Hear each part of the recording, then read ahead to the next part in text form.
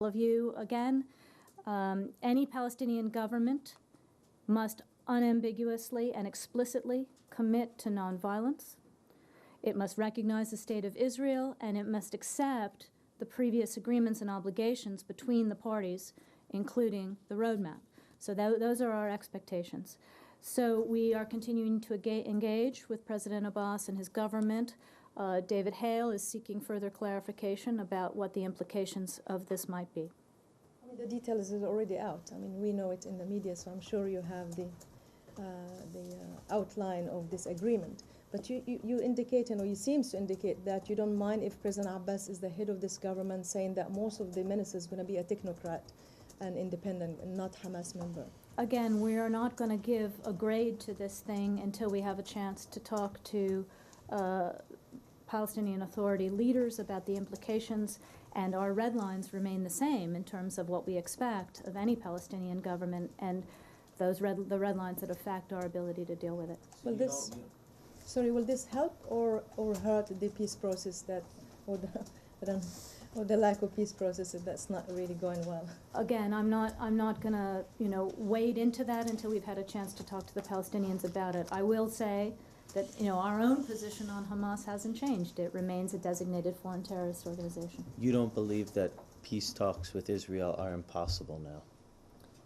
We want to talk to the Palestinian Authority about what this might mean. As you know, we have been working hard to continue to send the message to the parties that we think that the work that they did a couple of weeks ago in Amman was useful, was a good start, that we want to see them come back to the table. But again, we have to evaluate the implications of this both inside the Palestinian Authority and with regard to this process, because we think the work that's already been done is valuable, and we don't want to see it disrupted. Are you counseling your ally Israel to take a similarly measured approach when viewing this new government? Well, again, I think the government of Israel is also looking for clarification.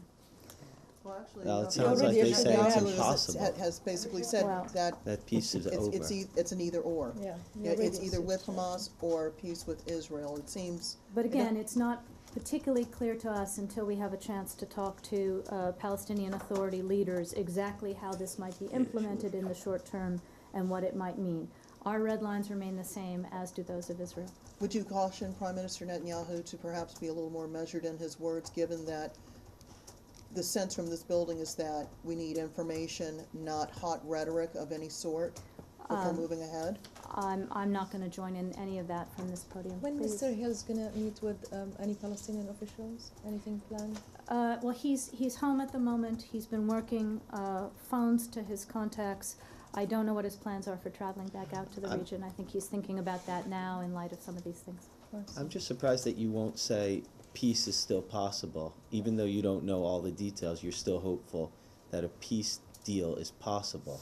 Is that going out on a ledge? We remain committed to trying to maintain this nascent process that has started under the Jordanian auspices. We think that poses the best opportunity for these parties to get to a real negotiation, which is the next step. And we want to make sure that we can maintain the momentum for that. But would you counsel both sides in the process to leave the door of peace open, to not rule out the possibility of a peace deal occurring, especially since now they're talking? Well, obviously, we maintain that both of these parties ought to stay committed to this process. Thank you. In the back, please. Yeah. A bill has been tabled last Friday in Congress to grant U.S. citizenship to Dr. Shakil Afridi, who remains under arrest in Pakistan for helping United States teach Osama bin Laden. What role State Department has in it? Does this require the State Department approval? Are you supporting it? What's the position? My understanding of this, and if this is not correct, we'll correct the record, but this is a sense of the Congress resolution, which is moving through the Congress now. It is not finalized yet, but generally these kinds of moves on behalf of individuals are, when it's a sense of the Congress in that sense, it doesn't have force of law. It's a recommendation, if you will. Yes. There is President- one more on Pakistan. Yeah, okay. Uh, the Pakistani lobbyist here in Washington has written a letter to the US officials in which he has sought apology on behalf of Pakistan on the NATO airstrikes. Can you confirm if such a letter has been received by State Department? Are you responding to it? Well, I don't have any knowledge of the letter one way or the other, but I will tell you that we don't do our business with Pakistan through its lobbyists. We don't need to do that. We do our business with Pakistan through our representatives in Islamabad and throughout the country, as well as through the Pakistani embassy here. I think you know where we are with Pakistan, which is that we are trying to be respectful of the time that Pakistan has asked for to complete its internal review, and then we look forward to talking to the government about where it wants to go on those aspects of our relationship that have been put on hold for the period. So essentially, there is no communication unless and until those recommendations are forwarded to United States. No, that's absolutely not true. As you know, the Secretary saw Pakistani Ambassador Rima not too long ago. Ambassador Munter and Foreign Minister Carr have met a couple of times over the last month or so. So we maintain a very strong communication on other issues. All of our civilian programs are going forward. So it is simply this issue of where we go on some of our security and counterterrorism issues that are pending the internal review on the Pakistani side. Okay. So the White House has issued an executive order affecting the Central Bank of Iran. What led to this decision? This is an executive order this morning, Roz. Well, it was actually released yesterday, but they put the paper out this morning. I'm going to take that one, Roz, because I'm not exactly sure what it is that we're talking about and how it compares to the... About the executive order on the sanctioning of the Central Bank of Iran. I'm gonna take it because I need to look at exactly what the implications are. Okay. Can we talk about Egypt? I'm amazed that it's taken us half an hour to get to Egypt. Save the good stuff for the middle of the briefing. Do you have a reaction to the charges against several American citizens, including the son of the Transportation Secretary? Well, obviously, we are deeply concerned by the crackdown against non-governmental organizations in Egypt, including the recommendation now that charges be filed against U.S. citizens. Our view, as you know, is that groups like the National Democratic Institute, the International Republican Institute, Freedom House, the other foreign NGOs, and the Egyptian NGOs that support democracy in Egypt play a very valuable role in this transition process and have done nothing wrong. These groups and the individuals associated with them do not fund political parties or individual candidates.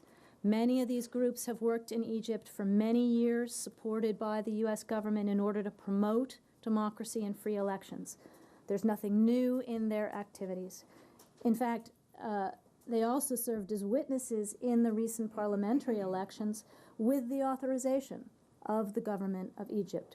So we have communicated for weeks now at all levels of the Egyptian government our grave concerns regarding this crackdown. We've underscored how serious these actions are, and we've clearly said, as the Secretary did again in Munich, that these actions can have consequences for our relationship, including with regard to our assistance program. That is not what we want. We need to resolve this issue now. Who can you speak to in Egypt about this? You tried with the justice minister. He turned you down. It doesn't seem like anybody you've spoken to so far has really been able to influence the process in a positive way from your perspective. Where do you go now in trying to somehow alleviate or kind of fix the situation? Well, we're continuing to talk to everybody that we can, from the Justice Ministry to the all members of the executive who might have authority here, whether it's the SCAF, whether it's the civilian government. As you know, the President has spoken to General Tantawi on this issue over the past number of weeks. The Secretary has seen Foreign Minister Amr repeatedly, including again in Munich. Our embassy and our ambassador, Ann Patterson, has been working tirelessly with the Justice Department, with the NGOs, with all the authorities in Egypt who ought to be able to manage this situation. So we are very concerned, but we're just going to continue to try to find a way forward on this that gets us back to a normal situation where we can all support the democratic transition in Egypt.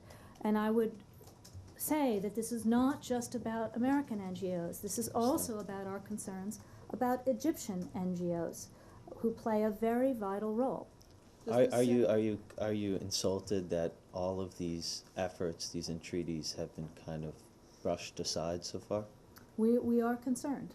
It is not a good situation, and it's not a good situation, as the Secretary said in Munich, with regard to the work that we want to do together, because it could have implications. We have worked very hard with the U.S. Congress, with individuals in the Egyptian government. We just had Bill Taylor, our special advisor for economic transitions in the broader Middle East, in Cairo, talking to Egyptians about how we might be able to support the reform effort. But all of these initiatives could be affected if we can't solve this I understand, this is my problem. last one, that they could be affected, but where's the red line for you? At what point do you say it's no longer about threatening to withhold aid, you're withholding aid? It's no longer about threatening to withdraw some cooperation, you're withdrawing that cooperation. Well, as the Secretary made clear in Munich, this situation has already seriously affected the atmosphere. We are continuing to try to resolve it, and the quicker we resolve it, the quicker we'll be able to there's get no back to cutoff point. situation normal. That's not the way these things work, that, I'm going to declare you a red line date and time. We're going to try to fix this. Are those consequences that you're mentioning as possible? Is one of them withholding U.S. support for new IMF funding for Egypt, which they've requested? Could the U.S. support a new IMF loan program for Egypt if these issues or bilateral issues remain outstanding? Andy, I'm not going to get into speculating what may or may not be possible in this relationship if we can't move forward. But the Secretary's made very clear, and everybody who's talked to the Egyptians privately has made clear that this is a very, very difficult situation in terms of the support that we want to provide to Egypt. Beyond the case of those who are now being brought up on charges, does this give the U.S. pause about SCAF's intentions to actually step aside and let the civilian government take full and free control of the Egyptian government? I mean, it seems as if they are basically doing what Mubarak had wanted to do all his years in power, which is eradicate the effectiveness and the establishment of these NGOs. Well, the SCAF has made a public commitment to the Egyptian people. But they that seem it to be, will, but Roz, they seem to be contradicting their own words. They've made a public commitment to the Egyptian people that they will step down in June when there is an elected government in place. The Egyptian people are expecting them to meet that commitment, and so is the international community. Please, Nadia. On Egypt again. There was a time when another country will call you to mediate on their behalf, and that was the case with with Israel and the embassy in Egypt. Now you're unable to take your citizens out of Egypt. Does that mean that the U.S. is losing its leverage, or does that mean that the military is hardening their position and they don't really care anymore about international support? Well, I'm not going to speculate as to the various motives behind the Egyptian actions here, except to say that this is a situation that is not only negatively affecting the American NGO community, it's affecting international NGOs, and it's affecting Egyptian NGOs. So we are, in our efforts to try to work our way through this and get to the end of it so we can go back to a place where we can support this transition. We are working with countries, European countries, Arab countries whose citizens have also been affected, and maintaining our ties to Egyptian NGO representatives who are also facing court proceedings. But does this affect SCAF's credibility? Roz, I think you've already asked that question. Please. Are there still a handful of Americans at the embassy, and have their numbers grown? I think they were there at the invitation of the ambassador or of the mission. Have you now extended that invitation and broadened it to this new group? There are a number of